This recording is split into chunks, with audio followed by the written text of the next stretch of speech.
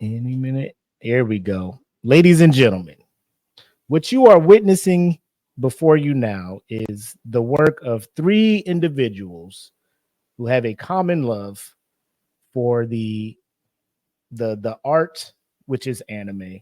Not only the anime, manga, but just the whole shebang when it comes to that. So this was something that's been in the work. I remember I tried to launch this podcast back in 2020. One man anime show is not, I guess, ideal. So Man. having some dialogue, go figure, makes the show better. Uh-huh. But I am joined here by Deante the Giant from SNN, and also from SNN, my man Kenpachi, the anime guru. You see the tagline in there, and that is not a false statement, ladies and gentlemen. My man has put in work. And what you have here is a joint effort between DFPN and Saturday Night Nerds entitled Eat the Cake Anime from it's a little play on words from the Ike Turner, Tina Turner type thing, but none of that violent stuff here unless it's hands being thrown in the anime here. So we'll get into the intro. We'll come back. I'll let these guys talk and introduce themselves a little bit more, and then we'll get to talking about some anime. So sit back and enjoy.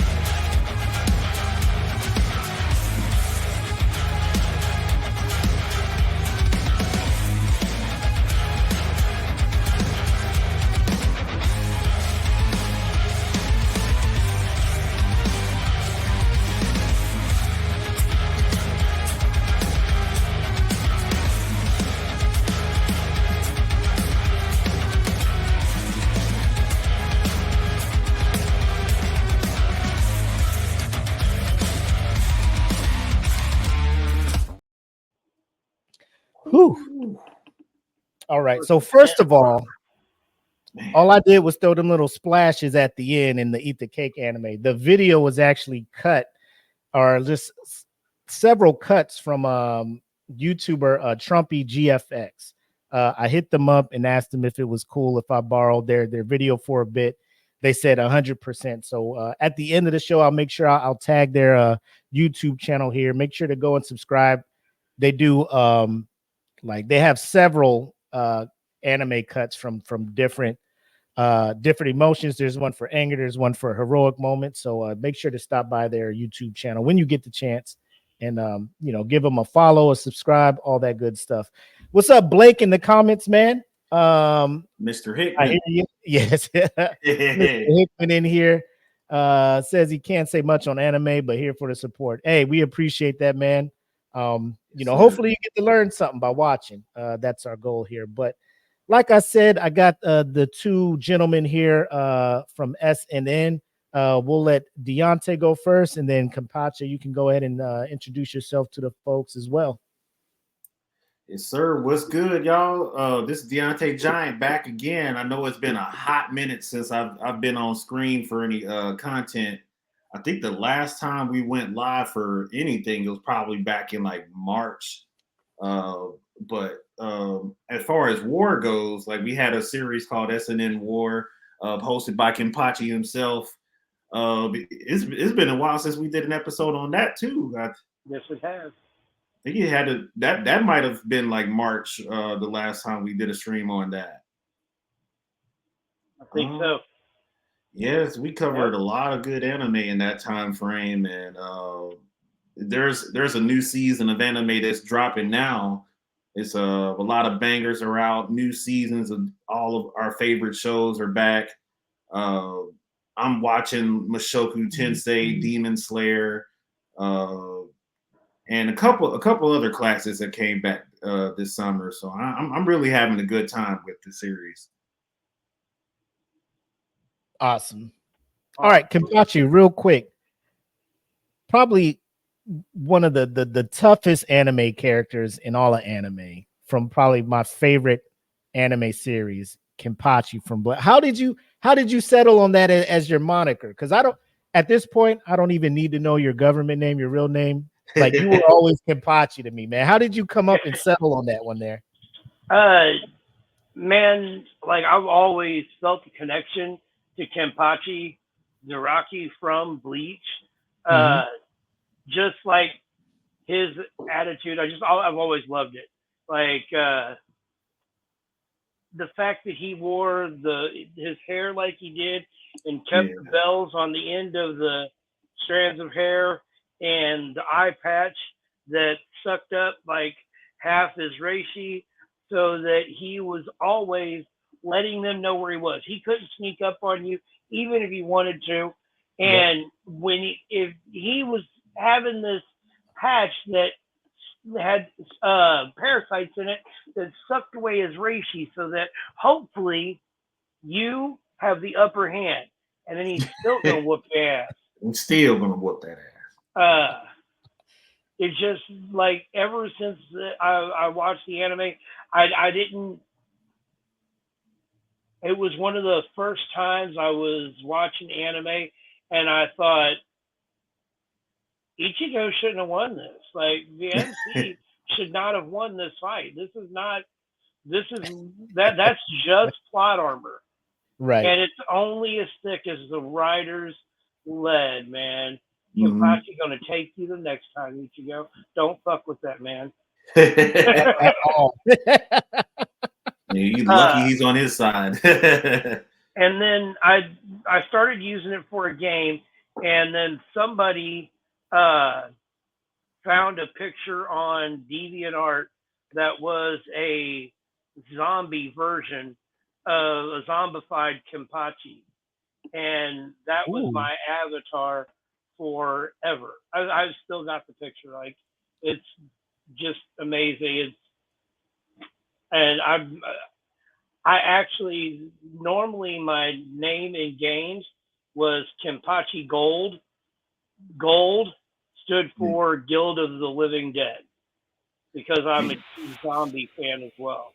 Love zombies, George Romero, back to all of his movies, and some of the remakes are good, but I love World War Z. Like, I mean, I just, zombies have always kind of been my horror thing.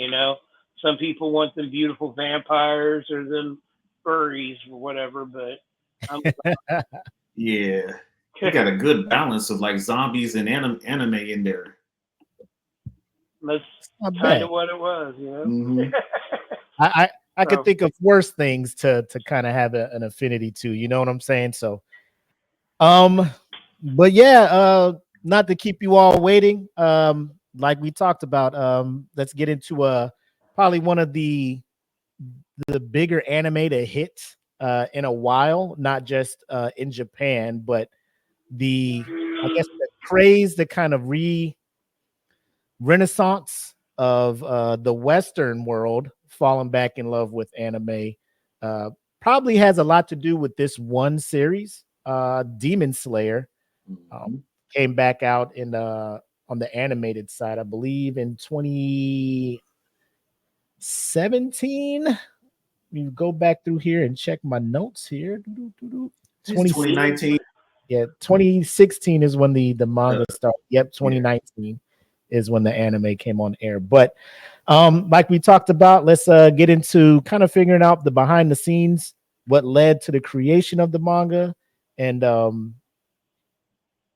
find out a little bit more about the creator there in our segment, Creating the Manga.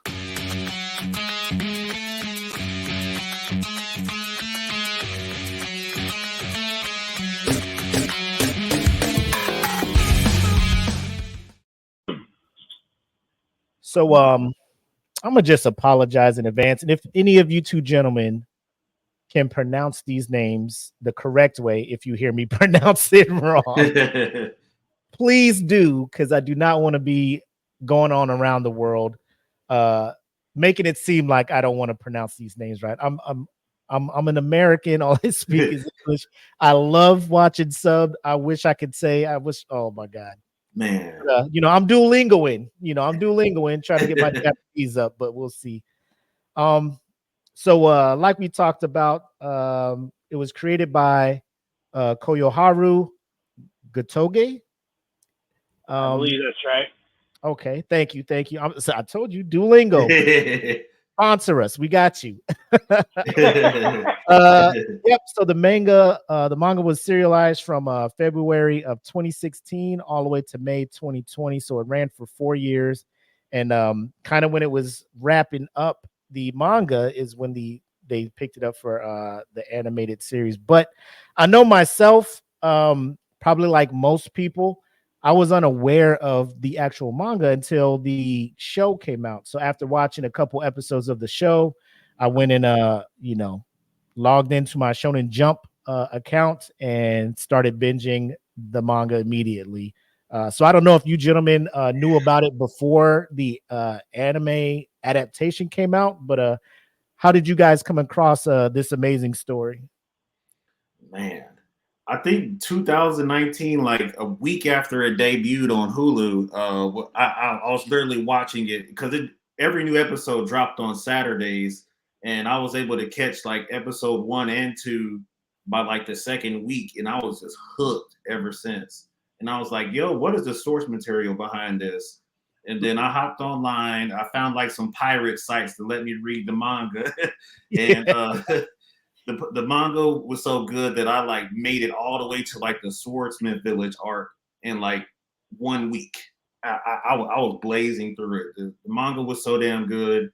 I felt like I had to tell more people about this, so I got on Facebook immediately. You're like, "Hey, y'all need to check out Demon Slayer. I won't recommend anything else to you guys until you see this series." and it's been on ever since. Cool. Jeez.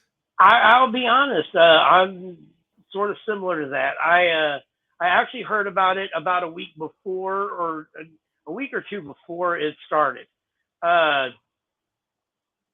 Used to watch For Never News. I don't know if y'all ever watched him or not, but he talked about it and talked about the manga, and I still have not to this day picked up the manga and read it.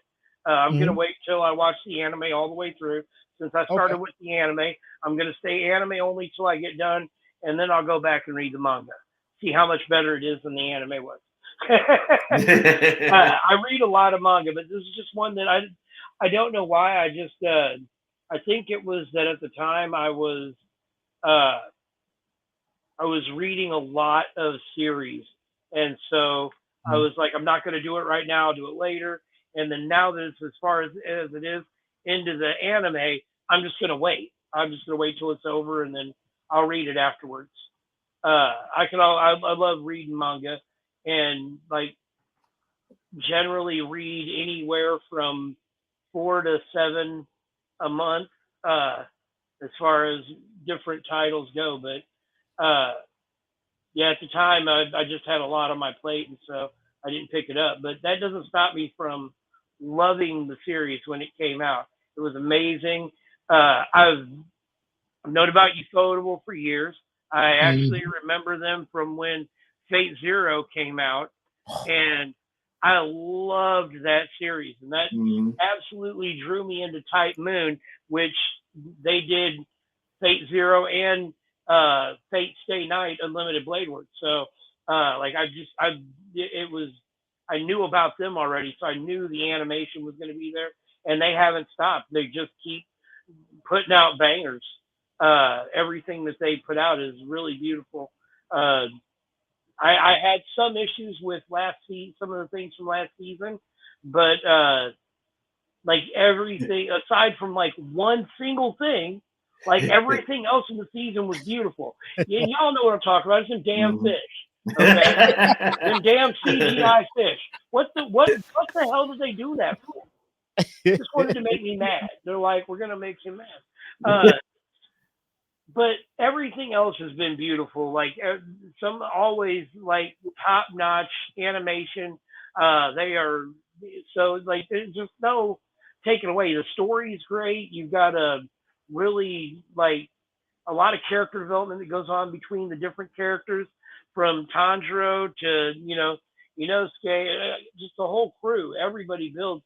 And it's really cool because they have the mentors, but they never like a lot of series go really deep and hard into the mentors, whereas that's not they talk about them a little bit, but you really get the story of the main characters in this, and I like that they kind of center on them and don't veer off too much into other avenues with it. So.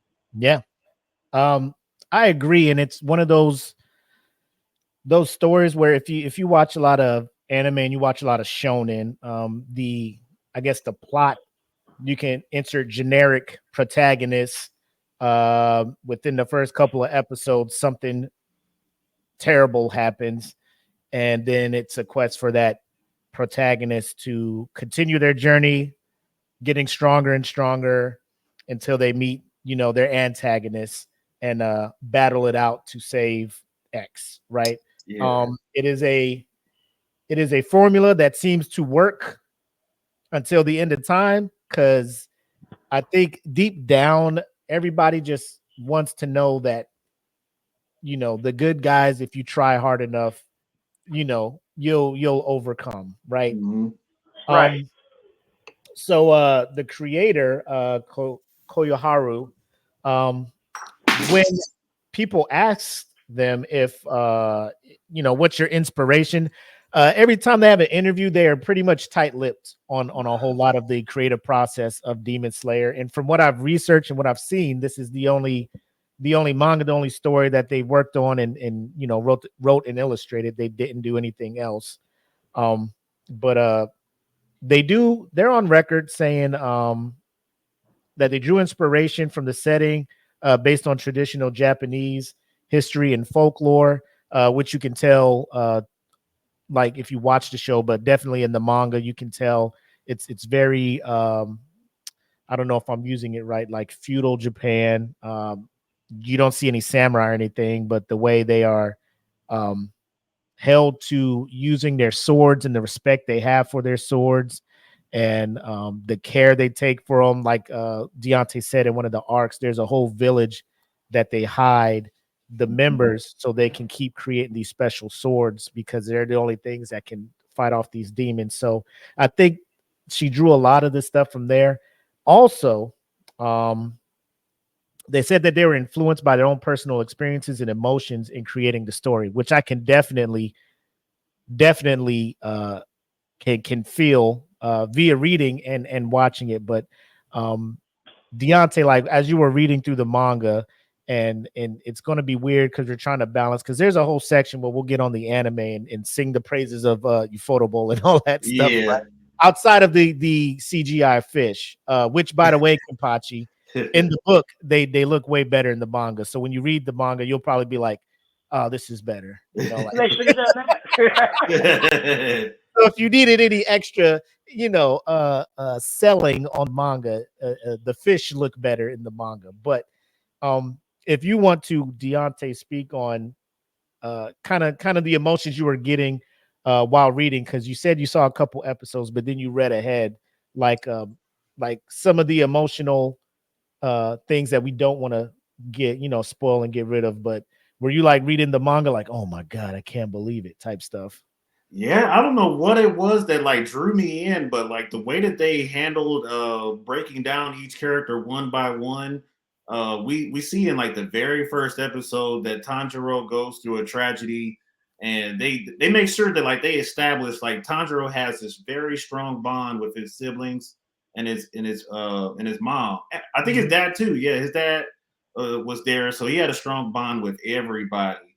And then the main big bad of this series, Muzan Kibusuji, I believe is pronounced, is the Michael demon that Jackson. slays him. Yeah, smooth criminal himself. Sure. Yeah, he even puts his blood, or he uses his blood to transform Nezuko, which is Tanjiro's younger sister, into a demon, and she fights the urge from eating innocent people so bad. And Tanjiro is just like, yo, I want to change her back into a human again. That's my goal for this series. And he goes so hard about it. And Tanjiro is definitely one of my favorite protagonists of all time. He would probably be like top 10 for me compared to other Shonen Jump heroes. He's a genuine guy.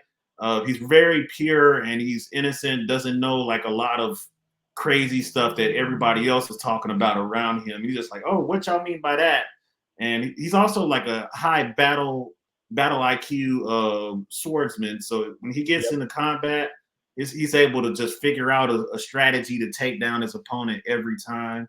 And it's just like it's kind of standard shonen stuff, and it's still fun to watch anyway. Yeah.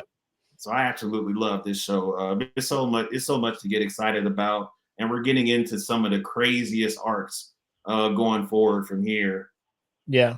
So Kenpachi, I know you haven't read the manga, but as you're watching the show, do you also feel kind of the emotional pull that the creator was trying to go for with the story? Oh, absolutely. Like you can, as Deante mentioned, you can feel his attachment to his family, and honestly, his attachment to humanity in general. I mean, when those kids are in their, and maybe this would be dropping a little bit of a spoiler, but in something that happens, there's some kids that are in their dreams that are trying to hurt them, and he's genuinely, when one of them, something happens to one of them in those dream states, he's like really hurt by that. He feels really bad because he wasn't able to save the person that was trying to kill him. Yeah. Like, all right, Batman. Let's go. All right. But I mean, that is just absolutely like the emotional pull that he's got there. On top of that, like the connection to that the three main demon slayers that we follow felt to Rengoku. Like that was a strong emotion right there. And then like they were like, I think all three of them shed tears at one point there. You know what I mean? Like it's just there's a lot. Even when you like, it's a different kind of emotion. But you look at and I'm gonna forget his name, the Lightning Kid. Zenitsu. Yeah. What was it again? Zenitsu. Zenitsu, that's it. Thank you. He is falling in love with Nezuko, and like that's really like that's cool, and it's funny because you see Tanjiro is all like, "What?" Like, he doesn't understand this. You what? You what, my sister? Right. Yeah. He doesn't get it. Like that whole innocence and naivete, it just comes out of him. It really does. He exudes that all over. Every time he's speaking about anything, he's so oblivious to everything going on. It makes his character endearing. Yeah. Like you can't help but root for him. I also wanted to point out something else, just like because we're talking about the manga, and like I said, I haven't read it, so it's kind of hard to have a lot to talk about the manga. So I thought that I would throw this out there. I did a little stud and research myself today, and Demon Slayers broke some records. Did you guys know that? Oh yeah. Go ahead and share that data. Well, this one isn't a record, but Kimetsu no Yaiba accumulated over $8.7 billion. That's 1 trillion yen as of 2020 in revenue. So by 2020, they had already made $8.7 billion. 4 years ago, it was at 8. 4 years ago, 8 billion? Yes. And it looks like, okay, there it goes. I'm unfrozen now. Kimetsu no Yaiba is one of the highest sold manga per volume at 6.5 million copies per volume. That's when crazy. they put all the chapters together into a volume. There's 23 volumes released. Each of those volumes sold 6.5 million copies. Man, come on. The manga was the fastest ever to break 100 million copies in circulation on a short amount of time.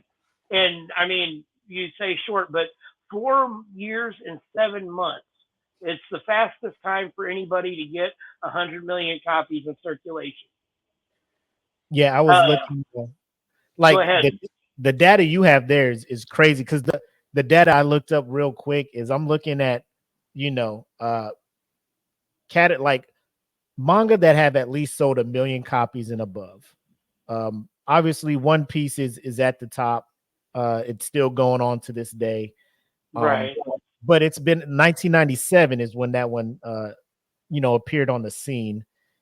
What you said as far as this thing coming out in 2016 and ending in I'm just in the game for a 4-year quick and then I'm out. But within those 4 years to grow as far as it did, it's number 7 on the all-time. Number 7 on all-time. I think 1, 2, 3, 4, 5. Yeah, it's number 7 all time when it comes to the sales of the manga. And I'm trying to figure out what is it about. I think the anime probably helped that, because like I said, over here you go to a Barnes and Noble now or any spot that really sells manga in the physical copy, if you're not getting it online or reading it through the app, they stay sold out on that. You go there, look for Demon Slayer, it's gone. So I feel the anime kind of helped that, but before it even came to the States, it was selling out in Japan. So the Japanese felt something about this thing to the point where and we'll kind of segue into getting to the anime portion, but when that movie dropped over there, granted it was during COVID, so taking a chance to drop a movie in the theater was a risk, because you lose money advertising and stuff, because nobody's getting tickets to go and potentially get sick from COVID. The money it made over there was ridiculous. So then the company's like, let's try a worldwide release, and we'll get into the gross and all that. But it did gangbusters, ladies and gentlemen. Spoiler alert, it was the number 1 grossing movie for 2020. Made over 500 million worldwide. So I have something up here. It is the first anime movie to break the 500 million barrier. Closest is Spirited Away at 395 million. That's crazy. According to Sharabiz, a database for character licensing in Japan, this Demon Slayer is the best franchise of 2020, surpassing other well-known franchises such as Anpun Man, Pokemon, the Mickey Mouse, and the Snoopy franchises in 2020. It beat Pokemon and Mickey Mouse. Yeah. I mean, Peanuts and Pond Man, whatever. Peanuts, I love Peanuts, but I don't think, Snoopy ain't been big since I was a kid. Nah, it's been a while for me. But, don't get me wrong. I tried, many years to get my kids to watch, It's the Great Pumpkin, Charlie Brown, all them things. And my kids were like, no, Dad. No. Boring. But Jen's in the comments. Pokemon. Oh, I'm sorry. Go ahead, Kenpachi. I was going to say, beating Pokemon and Mickey Mouse blew me away when I read that. I was like, wow. Yeah, if anything is outselling Pokemon, it's it's doing gangbusters. You're doing something right. Yeah. Jen mentioned a part of what she feels like why people are gravitating to this story in this series is the relationship between the brother and sister, which I think you both talked about, the links at what Tanjiro is willing to go through to save his sister. But I feel it's this is the only family I have left, right? there have been numerous people in the series like, bro, your sister's a demon. She got to go. And this man is like, you know, she's cool. I'm keeping her in this box. She ain't doing nothing. I'm trying to find a cure. Just help me. I'll do whatever. Like, I'll learn whatever I need to do. And I'll, you know, like, help me save my sister. And I think that, like, Jen, you might be right on that. Cause like, I'm looking at this thing like, when his sister didn't attack him, and she could have, like, this whole series could have been done in one chapter of the manga, right? Credits, you know, like credits. Yeah. Something about her, she held back, and I think that is the thing people are trying to realize, because, like you said, old buddy did use his blood that he's used on multiple demons, and they're all evil, and there's something within her that is giving her the ability to stop that. But we've delayed long enough. I think it's time for us to talk about the beautiful anime rendition of this show and talk about the gangbuster numbers that it is doing. But ladies and gentlemen, let's talk about the anime adaptation.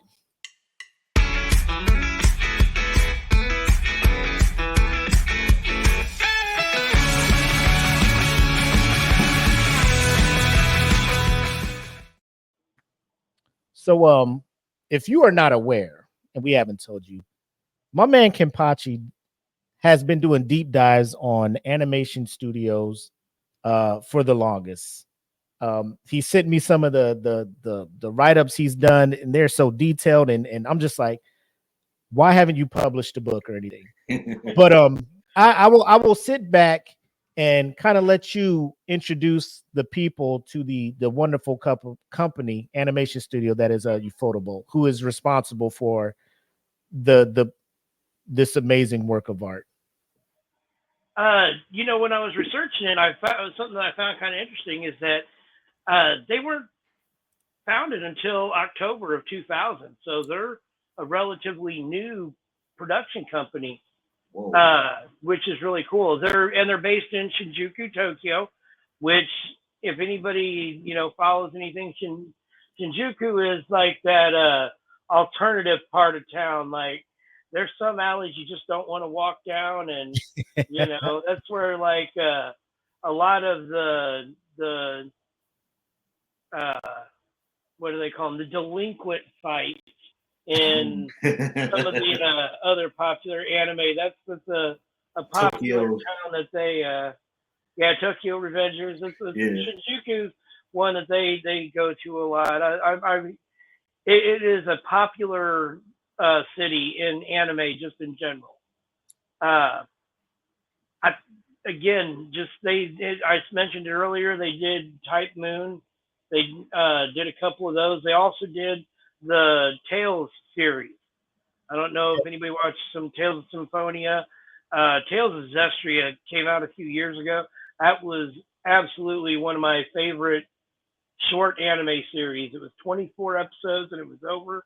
And it built this character from, a little village kid to the most powerful hero in history or something. So, man, yes, delinquents, our people. Something else they're known for is working with Bandai Namco. They did the God Eater series. Yep. So that was based on a video game. A lot of the early stuff they did, nobody's going to really know, but they did get known for, in a lot of those, they added a claymation sequence. Oh. I never noticed it in any of the ones that I watched, but I thought that was pretty interesting. It's going to make me want to go back and watch some of these older ones. I mean, I want to watch something called Ninja Nonsense anyway. Yeah. I mean, yeah, I saw that on the list. I'm just like, I got to check that out. Right. I tried to watch the Garden of Sinners series. I did not get into it. It is another one of those series that is based on time jumps, and I can only handle so much of that. ReZero is about, ReZero and Tokyo Revengers, and I'm good. Yeah. But I mean, their big thing has definitely been the Demon Slayer series. They have been coming out with that. I really like the way that they have chosen to do the movies. I the way they did Mugen Train, where they had the movie come out and then they put it as the episodes. I thought at first I was like, I feel like I'm getting gypped. But then they took those episodes and they added extra scenes in each Yep. episode, and then you had the extra episode at the end that gave you a whole nother depth of Rengoku, or not at the end, at the beginning of it. In the beginning, That was a whole nother depth of Rengoku that you didn't see in the movie. So I feel like they are doing things right. Like they're giving people something to go to the movies for. But then they're like, yeah, but you went and saw the movie, but you want to watch it at home too. So that's different than any other anime series has really ever done. I mean, I'm a DBZ fan from back in the day, so like comparing it, I loved the DBZ movies, but I really didn't like that most of them didn't fit into the series. Like they were all outside the series, so it was like, how do I square up this battle with Garlic Jr. here when they're supposed and they go fight here and they didn't know him either place? But as Demon Slayer, you don't have to worry about that. The movies fit right in with it. They show you all the transitions. They give you a little bit before, maybe a little bit extra. This year, they gave people in the movies the last episode of last season and the first episode of the Hashira training arc. So, I don't know. I didn't go see it, but I don't know if there was anything extra in it. But I mean, that's still, I know people that were in the area where it was being shown that were like, yeah, I'm going to see that. As soon as I can go see some new Demon Slayer, I'll go pay my $10, whatever it is, to go see it in the theater. So they are successfully making money without the manga, which is something that is very hard for a lot of these. I mean, your authors are not getting the money they deserve because they'll make the manga and that's how they make their money. But then anything they make on the movies, that's a totally different thing.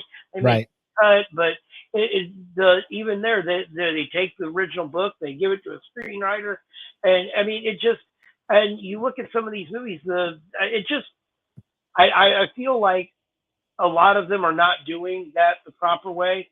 And I'm going to point at one that we all like, Jujutsu Kaisen. Like, I like Zero, but I mean, I don't like the way that they handled a lot of the business in the background. Although I guess that we can say that about MAPPA in general. Ufotable is doing things right, and MAPPA needs to look at how Ufotable is doing them so that they can maybe take from that playbook, because they're making money hand over fist. They still got Demon Slayer coming out, and I mean that shit was over in 2020. It started in 2016. I mean, and like they know how to do it. They're still has everyone excited about it. They're dropping movies. People are going to see them. I mean, Demon Slayer is good, but like I said, I think that we all saw in the last season that there were unfinished episodes and animations that went on that we're not having that with Demon Slayer. Right. They have their people get it done. They know how to run their company. I may not like every bit of animation that they do. Yeah. But they know what they're doing, and they've done it. Yeah, I'm going to keep going on about the damn. But no, for real though, they really have handled the show well and done things differently than other people have done, and I think it's done well for them overall. Yeah, I think I read somewhere when it comes to like giving their employees, their animators, ample enough time to rest in between, so they're just not continually picking up and doing things. They're real selective with the projects that they sign on to animate. And I think that's Mappa's biggest issue is Mappa's just like, you know, they're more for quantity over quality. Although I will say Mappa is no slouch when it comes to their animation. You got, I think, what first the last season or the first three. I know Attack on Titan, the first 3 seasons were one company, and then another season picked up the last company. But JJK's out here. I think they also had Dororo over on Amazon. They got a couple of projects where I'm just like, man, this is beautifully done. But when you read and you get into it, like I'm not on the level that Kenpachi's at, but I dabble and I follow a couple things and I read something and I'm just like, man, that's just not right. Like, you fear for animes that run into issues with companies that burn their employees out. They, you know, we look at a series everybody was excited about the first season, 7 Deadly Sins. Like I'm just like, oh, I'm gonna get behind this. This is amazing. And then they're just crunching these people, and then all of a sudden, anime, you're just like, is this the same? Is this the same show I was watching? Like, what the hell is happening? Yeah, completely different animation companies for that last season. Yeah, and oh my god! But you read stories like, much like it is with the video game industry, the crunch, and they're just turning projects out, turning them out. And in Japan, like these people, they take very good pride in their work, and when the work is bad, some people go to the extreme and take their lives and things like that. And these companies are like, man, that's crazy. Let's get the next episode out next week. So like Kenpachi said, Ufotable, great job. And also, I'll hand it over to you, Deante, after this. Have you seen an adaptation where it's almost like the pages of the manga come to life? Like literally, like there are some shots in the anime that are frame by frame from the manga, but it's better, if that makes sense. Yeah, I think a part of that comes from like the power system that Gotoge had set up for this series, because it's just like uh there's not every demon slayer has the breathing abilities, or at least the breathing sword techniques. But the characters who do, there's been like articles about it being strictly aesthetics, and they're not like swinging fire at people actually to cut a demon's head off. But either way, the aesthetics look beautiful in the manga. The aesthetics look beautiful in the anime. Tanjiro started the series out as someone who could do water breathing, and then eventually he moves on to what he's doing now with I guess you could call it like the sun breathing, and he's been able to swing fire at demons' heads and decapitate them, because that's the only way to put the demons down. So these fights, they are high stakes. If Tanjiro or any of the demon slayers get caught lacking, the demons will put a hole in them. And there's some situations where just like you got to call for help and have a Hashira on standby, because the main antagonist, Muzan, has this group of demons called the 12 Kibuski, yeah, the upper moons. And then Tanjiro, back in the day, him and his 2 buddies, they struggled with the lower moons getting those 1v1s in. And then now they're taking on upper moons currently in the anime. And it's just like, man, they have to just keep leveling up. They have to perform their sword breathing techniques even better. So I think Ufotable is like following along with the manga a little bit and said, if their fights went hard in the manga, the fights got to go even harder in the anime. And we all saw what happened in an Entertainment District arc with the Sound Hashira. Oh, God, these fights are nothing to sleep on. That should have been in theaters, bro. Yeah, that fight should have been in theaters. The shout out to my dude. Like, like we're talking about the anime. So Kenpachi talked about the movie, and he brought that up when it came to the emotional part, because you do see these 3 bright-eyed, bushy-tailed kids. They did go through at the time what I thought was one of the best arcs to show growth in their powers. The mountain arc where they fight Rui and his spider family. Probably the that scene, and this may spoil, but this has been out for a while. The scene where Tanjiro gets his sword cut and he feels immensely underpowered because he's fighting a lower moon at this point. So at this time, if you're following the story, you're like, bro, this is the strongest enemy he's ever faced. Like, this is one of the dudes with the, you know, the Spider tat on the eye and all that Yeah. stuff. Like, his webs, like he can't cut through them. Like, he's fucked. Like, as an audience, like he's fucked. But like you said, he thinks about his dad, and it all comes full circle. If you watch it, you kind of see how his dad plays into why the demons are like on the lookout for him, because they'll continue to say, hey, watch out for the kid with those earrings, because he's trouble. Like, he's the one that can give us trouble. But Tanjiro doesn't know. Tanjiro's just like, I'm trying to help my sister. His sword is broke. He thinks about his dad doing the dance, and his dad apparently is very skilled in the sun breathing, or the Hinokami Kagura. So that's all of a sudden you just start seeing Tanjiro go from what used to know him as the water breathing, start cutting through these webs and stuff with his cut sword, like a hilt, and probably like 3 inches of blade, chasing Rui through the woods. He gets caught up again. Nezuko finds out and taps into her demon blood art, and it's just this beautiful thing. And at the end of the show, when he's like, you can't cut my neck, and him and his sister team up, he's doing the slash, she uses the blood demon art, and it cuts through, and you see this beautiful ring of fire.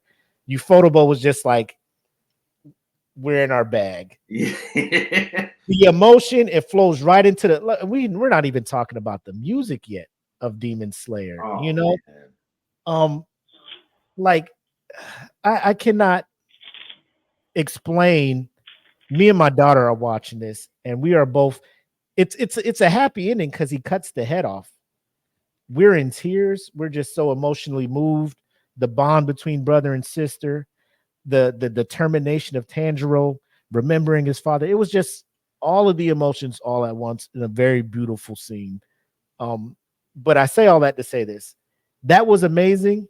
The fight with Tenjin in the entertainment district. Yeah. Oh my God. I don't know if you want to talk about that, Kenpachi, but I don't know if that is, I guess, like, we can go through and pick out what it's going to be tough. Our favorite moment of animation is in the series that we've seen so far. It's going to be tough for me to pick one out. But Kenpachi, if you had to choose, not for me. Oh, really? Oh, give it to us. Is it the fish? Yeah. I fucking love them fish, man. No, honestly though, that season has the single best animation that I feel like they've had, and I won't remember the name of it, but and I don't want to give too much away, but it's when he does the flaming snake thing between several. That was, I was watching it and I'm like,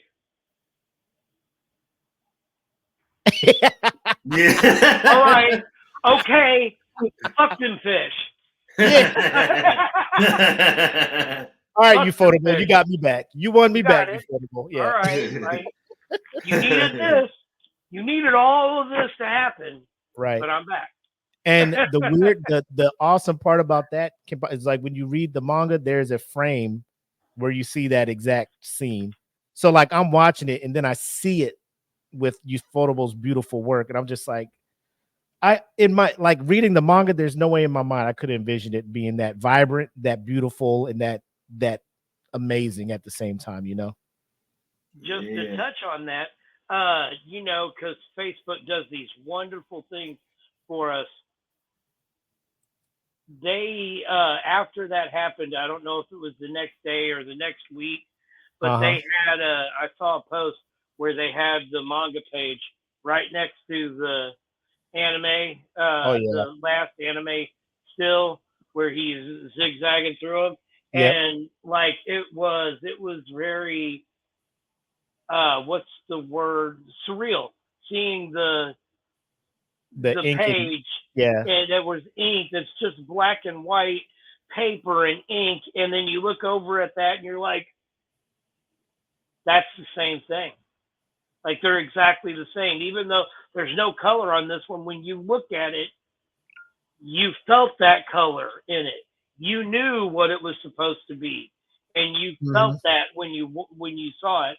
And then as I'm looking at it, but that was very like you said about the seeing a page in anime come to life. I couldn't think of one, but then as you're sitting here talking about it, that absolutely did look exactly from one page to the screen. It was a perfect adaptation for that. I mean, like I said, I haven't read the manga, so I can't say the entire thing is a perfect adaptation, but at least that one scene absolutely was.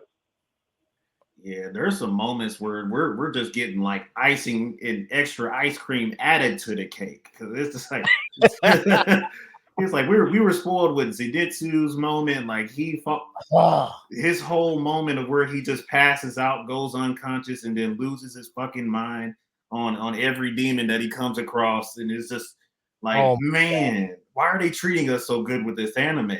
I forgot about that scene where he's asleep and the spider's like, he has the toxin and he's about to turn, but the spider was just like, man, you keep doing the same move. And you go to flashback and see that his master was just like, bro, if you just master this one thing, like these other moves aren't even going to work.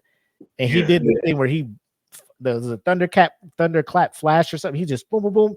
And then he bounces up the cap, and you see his silhouette up with the sun or the moon in the background. I'm just like, you photable, stop it, man. Like crazy. Every episode, I'm just like, Jesus. When he first did that, they gave me goosebumps for real. Oh, in the house that was, oh my God. Yeah, I was like, oh my God. That's the power. Yeah. That's his power. But yeah, so like we talked about, this thing is going gangbusters. Movie, Kenpachi gave you the stats. Best movie out. I think if I even look at opening weekend, I don't know what other movies it was competing against. Granted, it was during COVID, but for the amount of money that it made in the theaters in the States, I think that's when people like the resurgence kind of happened with anime over here in the States. Because now you go buy a Hot Topic or anything like that, or you go to the graphic tees section over in Target or Walmart or something. There's, you got the Naruto shirts over there now. You got the Demon Slayer shirts there now. You got the JK shirts. So it's picking up, which I love. I like to have that stuff available for me when I go shop. But off the bat in 2019, it won Best Animated Series, the Crunchyroll. Like, I know we've talked about the different anime award shows ran by different things. I wish there was some way to just combine them all and just have a number one. Like a one massive like Grammy night. Yeah, but I think across the board for a lot of these award shows, Demon Slayer was like just taking everything. You know what I'm saying? I know recently the Swordsmith Village arc won 3 awards for best animation, best story, and everything from Deadline Anime Awards, Crunchyroll Anime Awards. It won the prestigious Anime of the Year award along with a total of 11. This is Crunchyroll Anime 2024, which if I'm this may be wrong because I think I watched that one. I thought JJK season 2 got it best anime. Yeah, I was gonna say the beginning of this year. That's what I thought. It was Jujutsu Kaisen. Yeah, there was. Got it. So there's at least 2 award shows where JJK took home Anime of the Year twice, I believe, and then it's been like One Piece, Mushoku Tensei, and Demon Slayer ever since. Yeah, Yeah. It's kind of been those three just it's dominating the whichever one is dropping and running right now. So JJK's on a break. Demon Slayer's about to come in here and run away with awards this year. And if it does win awards this year, it'll be crazy because this is only going to have 8 episodes this season. If you read the manga, you know this isn't the most exciting arc, right? But I think next season is supposed to be the final season, and that season, that arc is gonna be emotional as well. So we'll leave it at that. But before we move to our next segment, which I'm glad Kenpachi's here because like he said, he watches a lot of stuff. So what we're gonna try to do here on Eat the Cake Anime is after we move from this portion onto the next, we'll have Kenpachi kind of tell you a show that's on the come up, something that's caught his eye. He wants you guys to check out. But before we leave, favorite moment of the anime so far. Deante, go ahead. Man, I got some favorites too. There's a lot of comedy in this series too. I can't remember like some of like the top funniest moments, but there's like moments of just like total sadness, and then there's moments of like absolute hype. And it's hard to pick like out of those 3 categories that I had myself. But overall, my favorite Hashira is the sound Hashira, and the entertainment district was my favorite arc outside of Infinity Castle for the whole series. And I would say seeing him come to life and go full on Dragon Ball Z against a Upper Moon demon was probably definitely the highlight of my life. So, and then I will say watching the Love Hashira go crazy in Swordsmith Village arc was my top 2. Because people, they look at her, she's just like waifu and all that. Yeah, but she's also crazy enough to fuck everybody up with a blade. So just, watch how you treat her. Still waifu, man. Like there was a lot of people who were mad at her original suitor, who was just like, I can't marry you, you too big or something like that. You know, everybody's just like, what the hell is wrong with this guy? Like, you wouldn't even have to beg me, man. Like, it'd be me and Mitsu, you know what I'm saying? Like for life. Kenpachi, for life. Kenpachi, where are you at? Like, favorite animated moment so far? Okay, so I like I said, the fire dragon thing that he did, that was as far as the best animated thing in the series so far. But if I had to choose like a moment that like this moment stands out to me more than any other moment, pretty much since, remember, I'm anime only. Since the anime started, the moment that has stood out to me the most, in fact, I've watched it. I think I've watched that moment. I watched it 3 or 4 times the first time, and probably more than a dozen altogether. And I think it's season 2, but it's when Tanjiro is in the city and he smells Muzan and he finds him, and he's like, and the thing is that you can tell from watching this series, Muzan is on top of his shit. Yeah. That dude knows. He knows what's going on. He is telling all these people what to do, but he knows. You know what he didn't know? That was Tanjiro. Man. Right there. I don't know if everyone caught that, but he basically snuck up on the most all-knowing being on the planet. And Tanjiro could have killed him. And when he looked at it, that dude, first off, wasn't that dude like with his human family? Okay. He looks down at Tanjiro and instantly recognizes him. Instantly knows he's a demon slayer. And I'm going to tell you, I think he recognized the mark on Tanjiro's head right then.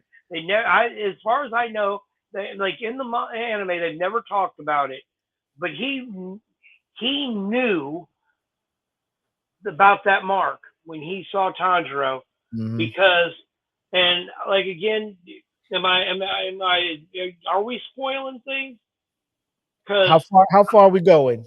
Because I'm just gonna say that, like, I am notoriously someone that spoils myself and reads like Wikipedia and shit, and I know that there's a fucking demon with that mark, and I believe that demon is the brother of a past demon slayer. Now, I don't know that for sure, but I'm just saying he knew that motherfucking mark. He saw that mark and was like, "Bitch, please," and he got the fuck out. Yeah. He was not fighting that mark. He was like, I can probably and walked away fast. Yeah. Yeah. The combination of the mark and the earrings, I think that's the thing that got Muzan shook. He was just like, snuck up on him. I don't know this dude. He may or may not have the ability to do it. Last time I saw somebody looking like this, they had the ability to do it. So I'm gonna just go ahead and get myself together, if you will. I'm out. I will say, because I'm a sucker for the animation, but when you throw in the emotional aspect of it, I would say the fight between Rengoku and what's his name? Akaza. Oh my god. Yeah. Oh, that would have been number 2. I was in the theaters. Well, first time I saw it, I saw it bootlegged. I'm sorry, but I did go see it twice in the theater. I saw it bootleg because I had COVID and I'm at home. Let me tell you, like, that scene, that fight brought me out of my COVID slump. I sat up on the couch. I was jumping up and down. I was rooting. And here's the crazy part. I read the manga, so I knew how it ended. But I still was rooting for my man Rengoku. The determination, like, I'm a sucker for that shit, bro. Against all odds. I know I am at a disadvantage, but I will not let you bring harm to these kids back here behind me. And this dude is just like, bro, you're too weak. Just be a demon. We can fight. He's like, nope, that's not how I'm built. He went all out for that final attack. And like, I knew he lost the fight. I was just like, yes. And then when he did, and I was just like, no. And like you said, Kenpachi, Tanjiro was crying, Zenitsu's crying. Well, he cries all the time. But when you saw Inosuke cry, when you saw Inosuke cry through the mask, oh my god. Man. That man was like, come back and fight me, you coward. You're the one always. I'm just like, Tanjiro, let him know. Let him know, Tanjiro. But he was like, humans will be here, we'll continue to fight. I'm like, I'm a sucker for this stuff. Then you get teary-eyed now, man. Then Lisa starts singing her song at the end of the movie and all that stuff. And I'm just like, oh my god. Shout out to Lisa, by the way. So that's pretty much Demon Slayer. We kind of, gave a quick synopsis of it. If you haven't seen it, I don't know where you've been at. Even the most casual people, my wife like keeps up with it. That's how popular it is. She does not fuck with anime at all. So she's just like, Demon Slayer's on, that's what we watch. But Kenpachi, you ready to put the folks on a up and coming anime? I'm ready to put the smackdown on it. All right, ladies and gentlemen, sit back while Kenpachi tells you what to put on your radar.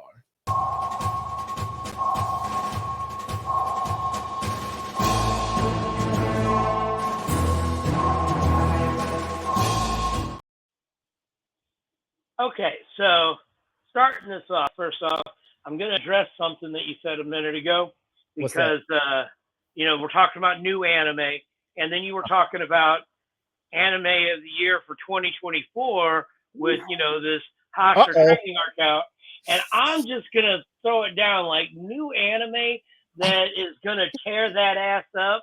Dog, you got Freeland Journey's End out there. You got Shangri-La Frontier. Okay. Anger? You I'm right? just solo leveling. Oh, Yeah. you Ninja Kamui. You're Hey, right. Kamui. you gonna say this boring ass Hashira arc? You called it boring. Is gonna take Anime of the Year. Wait a second, I forgot one, didn't I? What's that 1,000-year bullshit coming back? Bleach. Okay, like we got Oh. so many things out there that could be Anime of the Year. I'm not throwing my hat in any ring yet. Okay, because I'm not taking anything away from Ufotable and Demon Slayer. They may very well tear that ass up by the end of this series. But I'm just saying, there's some other heavyweight contenders out there. I said this to Deante. I'll say this on air right now. Freerin is going to be the anime of the century. Okay? Like, you are going to look at this in 10 years and be like, now that's a motherfucking story right there. Because that shit has all the action that Demon Slayer does. The animation is top notch. Man, The I story is cried. gorgeous. The story is beautiful. The story is amazing. The emotional journey that this elf is going through, taking these kids on the same journey that she took the heroes on 80 years before. It's beautiful and heart wrenching and endearing and adorable all in one. And there's comedy gold like Mimics, man. I've always loved Mimics, and now they even like Chinese finger puppets, man. Yeah. you see falling Free for Wrestling. it. Yeah. What do you got to do to get her out? Push her in further. Okay, but on to the what I told you, I only got one anime I'm talking about as far as new anime, and I may mention a couple others. There's several other good ones out this season. My anime count has dropped real low, but returning anime, obviously, Mushoku Tensei is just tearing shit up this season. It is amazing. The story, I think I've already cried 3 times this season in that. Like, easily. When he walked up to Roxy in that last episode, like, oh my God, my heart melted, man. Like, just like, oh.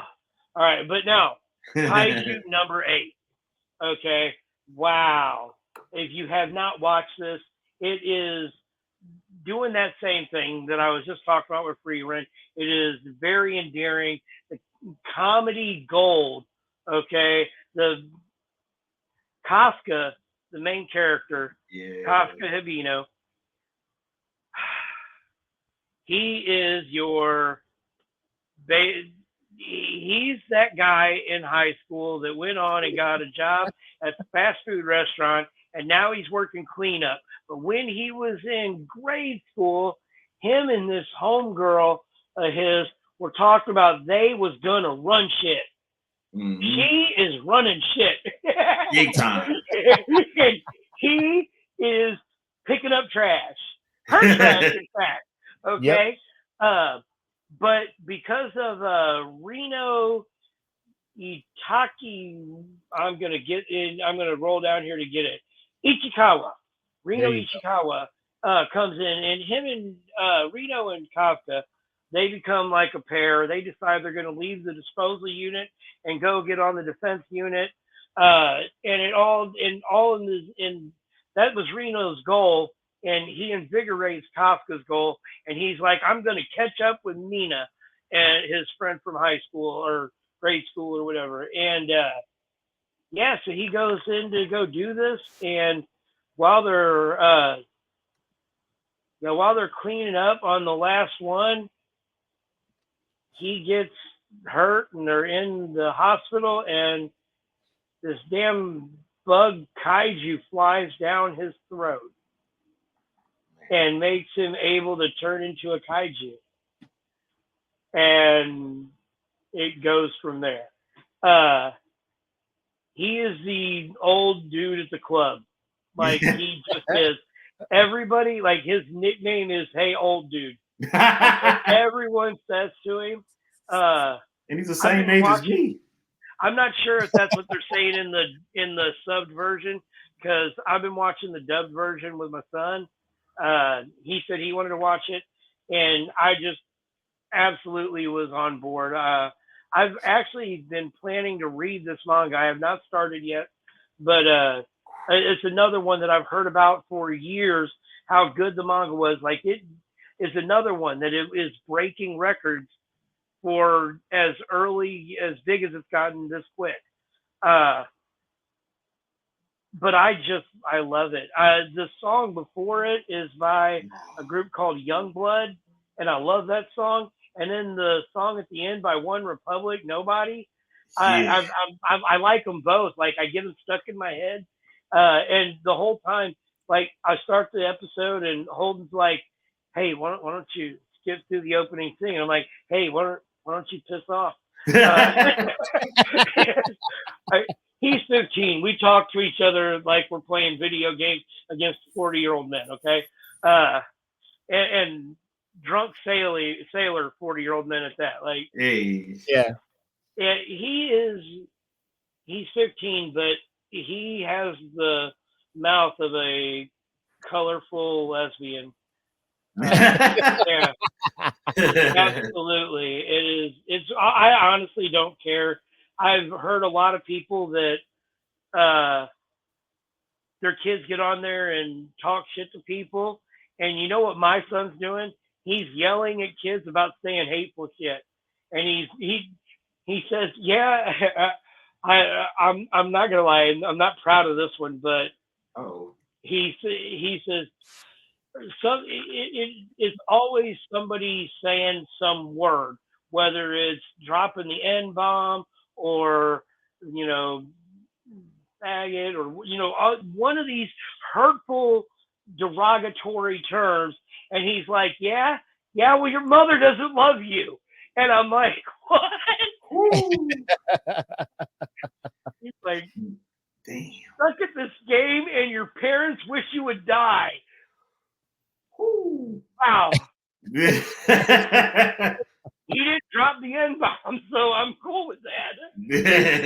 But no, man, for real, like, he is very, like, social conscious. Like, he would rather, he finds the person that's in the group starting shit, and he starts shit with that guy. So I'm like, I can't be mad at him for it. He sticks up for all the little guys that can't do good, and he's apparently really good at games. So, go do what you're doing. But yeah, he wants to be in this defense force, I think, with these guys and go shooting some kaiju. So after he gets his kaiju, it seems like it jumps a little bit, and he's learned how to control his transformations slightly. Like, right. He still has a slip up every now and again. And they go to join the defense force.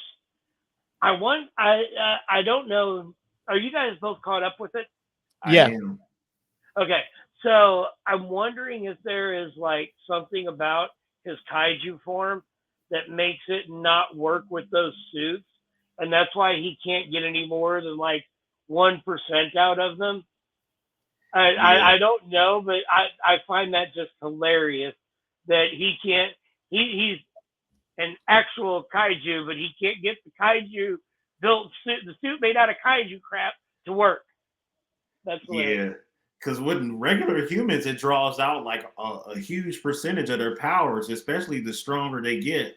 And there's like 2 female characters in this series. Mina, who's like the most dangerous person in the entire defense. Shooting nukes, fucking cannon sniper rifle. Like, yeah, wow, that thing is badass. Yeah, with a white tiger assisting her in killing kaiju. It was like, what the hell? And then they have another female character. I forgot her name already, but she's the blonde. Kikoru? Her name is Kikoru Shinomiya. Yeah, she's the daughter of. Yeah, she's the daughter of the president of the Defense Force. And man, she could solo so many kaiju by herself. And there's at some point in the series, Kafka's going to end up saving both of them. And actually, in the anime, he already has saved Shinomiya. Shinomiya. And he's essentially, people drop comparisons to him and Saitama from One Punch Man, because Kaiju number 8, his Kaiju is so powerful that the only thing that's going to be able to see him is other like hybrid Kaijus just like him.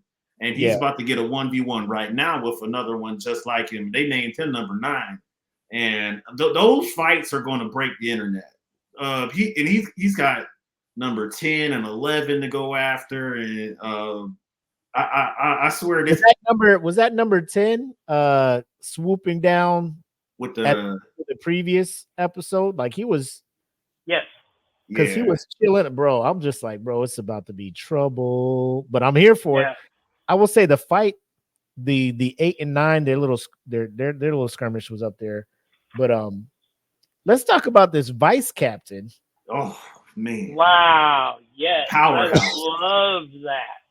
Like, he is absolutely going to be my favorite character in the whole thing. That is for sure. And his name is Soshiro. Soshiro Hoshina. Hoshina. Yeah, he is badass.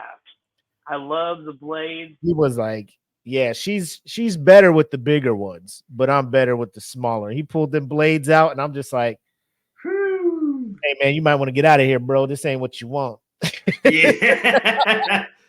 I thought that was awesome, the way he was breaking down the fight, and he was looking at the way that Kaiju number 8 was moving, and just the strategic mindset of his that he's looking at. He's like, he could have killed me several times, but his goal in the way his movements were is he was trying to get away from me. Right. He was never trying to fight me seriously, because if he would have, he could have taken me out. Yep. Yeah. Because he wouldn't have just broken my blade. Yeah. So yeah. Muscle memory when he was back at the gym replaying the fight. Oh man, I was just like, this man is next level. Like, I see why you're the vice captain now. Yeah. two of the top animals in that entire defense force. It's just like Jesus. And their feats get crazier as they progress in the story. Yep. I actually love it.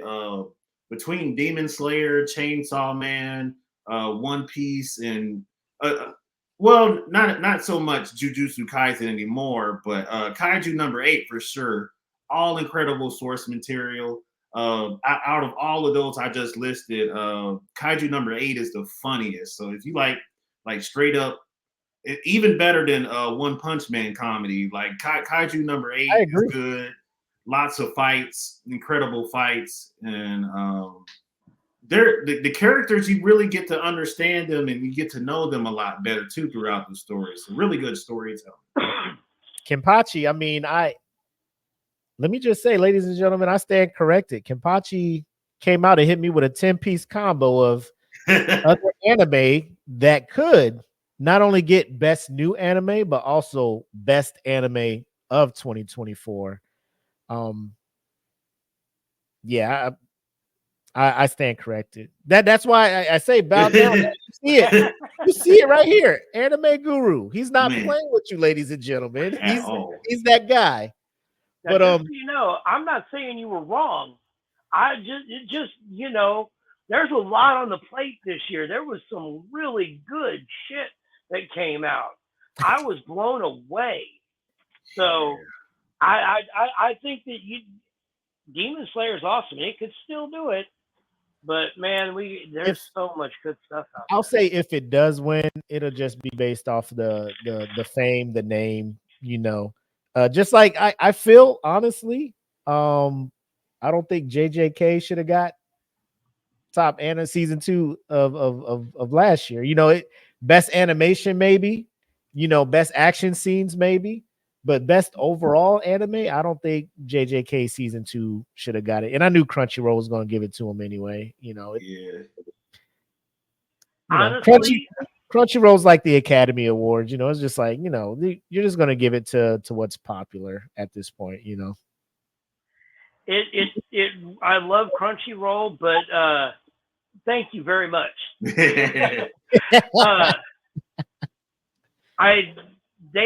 The thing about their anime awards is just that they only review the anime that they have, which that's on their net. Okay, that's on their networks, which means that makes sense, but at the same time, then that cuts out anything that's on anybody else. So you lose anime that could be in the running. Things that were out last year, like Blue Eyed Samurai, which actually other people argue that it's not anime, but whether it was or not, that could have been in the running. Things like Goodbye World, that was on Netflix, and Pluto. If you guys have not watched Pluto, oh my gosh, it's only 8 episodes long. They're hour-long episodes, but you're talking a very adult, emotion-driven anime that is a mystery, like serial killer, like murder mystery. Thank you. It was amazing. Like, it was so good. And I'm going to be honest, I think that might be the only anime, movie, TV series, anything that has actually had a twist in it that I didn't get until the very end when they showed it to you. Like, the very last episode, I'm like, oh, fuck. And I'm going to tell you, when it did, I just started bawling, and the emotions, like I said, emotionally driven, and then to know that this is an emotionally driven murder mystery that is a remake of an Astro Boy story arc. Really? From the 1960s. Astro Boys. This is on Netflix? Yes, sir. Pluto? Yes, sir. I will add it to the list. Yeah, I'm gonna tell you, like, and I think I even said this to you, Deante, like, I'm not sure whether I would have put Shangri-La Frontier and Frieren in last year's or this year's anime, because they both went 2 seasons, the last season of last year and the first season of this year, and they were both 2 seasons long. So they could be, last year or this year, but Pluto was last year, and man, animation was great. Like, it wasn't, it did not slip in any step. There's no comedy in it. Okay. You will not laugh a single time, except for right now, me telling you this, but it was really, really, really good. Almost borderline horror.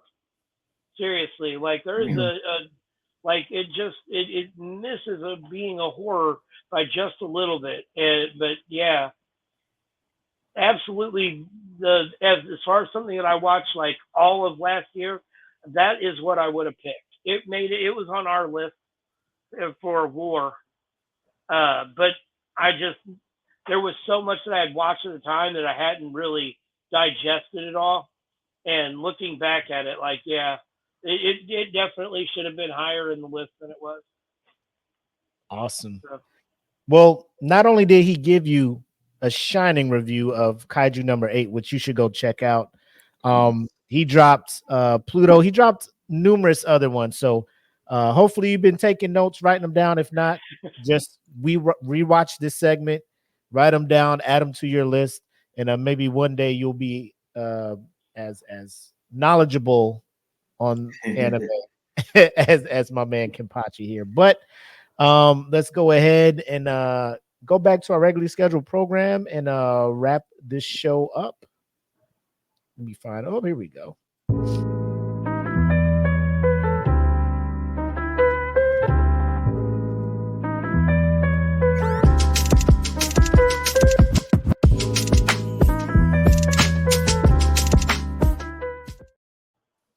All right.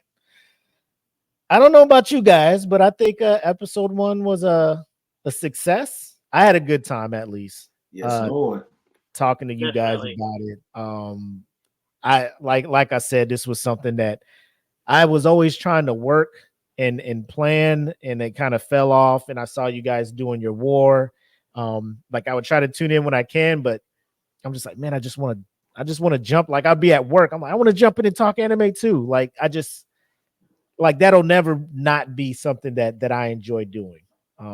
Because I think Jen said it in the comments. The emotions that it can pull from you. Like we were talking some of the scenes from Demon Slayer. Like there's lighthearted moments, moments where you're elated, moments when you're just dejected, sad, and all the above. And Kenpachi dropped a couple of I mean, you got things like Death Note out there, that if you're just like crime drama and who did it and the twists and turns and like a Sherlock in a Moriarty, it's you there's so many genres. Like it's just not the shonen and it's just not the hentai. I know a lot of people joke like, "Oh, you watch hentai, you like tentacle monsters," and like it's not like Yes. if you listen But I like other stuff too. but like if you listen to anything we say, man, at all, you may not watch anime, but I guarantee you, if you tell somebody who watches anime the kind of shows you like watching, we can probably put you on an anime that you're gonna love. Absolutely. You guys agree? Oh, without a doubt. 100%. All Even right. like the new one, Delicious in Dungeon. That's the cooking. Oh, the cooking network. You go watch Delicious in Dungeon. that's guaranteed. I mean, you guaranteed to be an upcoming episode. That show right there. Yeah. Oh, sure. Before D&D and food porn. Food porn. Before we leave, I mean, yeah, there's guilty pleasure ones. High School D&D. Oh man. What is it? High School of the Dead. I mean, there's like I'm watching it for the action. I swear to God, I promise I'm watching it for the action. High School of the Dead is what actually turned me off from fan service in anime. I love it, right, at points, but it's like it just it's over the sniper shot. I was just like, exactly what like she's hugging her boob, boing boing. That shit never happens to us. If you don't know what we're talking about, you can probably just Google that one scene. You don't have to watch the whole thing. But if is there anything you wanna tell the people before we call it a night, gentlemen? Go ahead. Warzone Wednesdays, we'll be back again. If you guys want to watch some Call of Duty throwdowns, myself, Raiden Hayes, J Gaming, Emperor will be there. But occasionally we can get Blake Hickman on the roster too. So we just been in there just slaying it out with people and talking shit on proximity chat. The usual Call of Duty lifestyle. So next Wednesday, so keep an eye on the Saturday Night Nerds Facebook group. Where all the announcements will be made with like specific timing and dates and all that. So awesome. What you got, Kenpachi?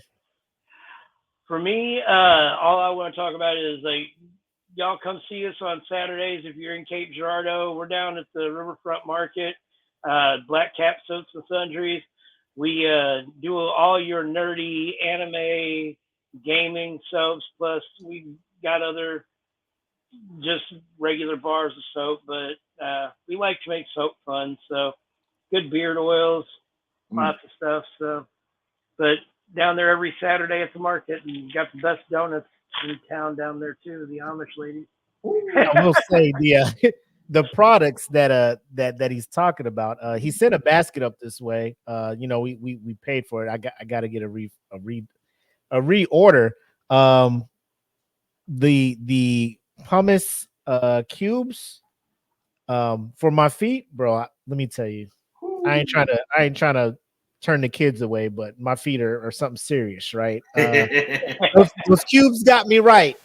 And then doing the gym, he sent a solve to kind of use when I do the massages and stuff.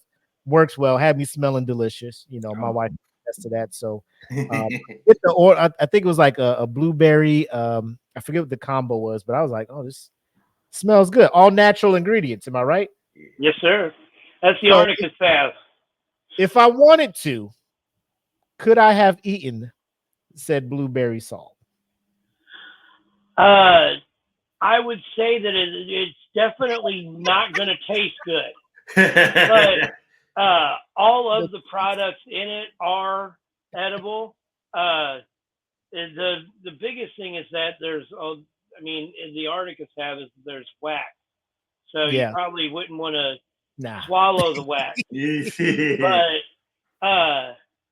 the like arnica is a flower, and you put it in some oil, and you make a tincture sucking the nutrients out of the flower, and then she mixes in some other oils, jojoba oil, sweet almond oil. It's stuff that's good for your skin. Ooh, and then puts it in the beeswax and puts lavender essential oil that she uses to make the good smell. And lavender essential oil also is for aromatherapy. It helps calm you. Yeah. So while you're rubbing the salve on, you're also getting that lavender up in there and relaxing, and so it helps relax your muscles. Y'all over there legit making potions and stuff. It's like a mage over there. You're over there just like a. Well, we did call it Black Cat Apothecary at first for a reason. Yeah. But they changed the year after we started the business. They started a law that says if you call yourself an apothecary, you have to have a licensed pharmacist on staff. Well, we're not there yet. Awesome. But yeah, man, like I said, we'll thank you for the compliment. No. When we post the video, or get it out there, I'll make sure to in the description to add the link to the shop there. Same thing, a link to the Saturday Night Nerds not only group but also to their Twitch. So, like I said, man, we're trying to get everybody out there, and like this show wouldn't be possible without these two. So I got to thank them for coming by again, and thank you for making this a reality. You know what I'm saying? I tried to tidy up around here, put some good videos and stuff out there, and I like the background. I like. Hey, thank you again. It's a group effort, and they really make it work. So thank you guys, and if that is all we got, we can go ahead and call it a show. Ladies and gentlemen, I'll let you know right now. We were talking before the show, and this isn't on a routine schedule. This is something that we will continue to coordinate in the background, and when we all have some good time, coordinate what we want to talk about, do our research and stuff, we'll come back and we'll make the announcement in the ads and stuff and let you know. But so just don't be like, hey, it's Thursday again, where's Eat the Cake? Like, we'll let you know when we're coming back, but right now we're just taking it easy, having a good time talking about anime, and I'm having a blast with it after one episode. So signing off for my man Kenpachi, the anime guru, and Deante the Giant. Yes, sir. From Saturday Night Nerds. This has been Eat the Cake Anime. You guys have a good night, and thanks for tuning in. Peace. Night. Yes, sir.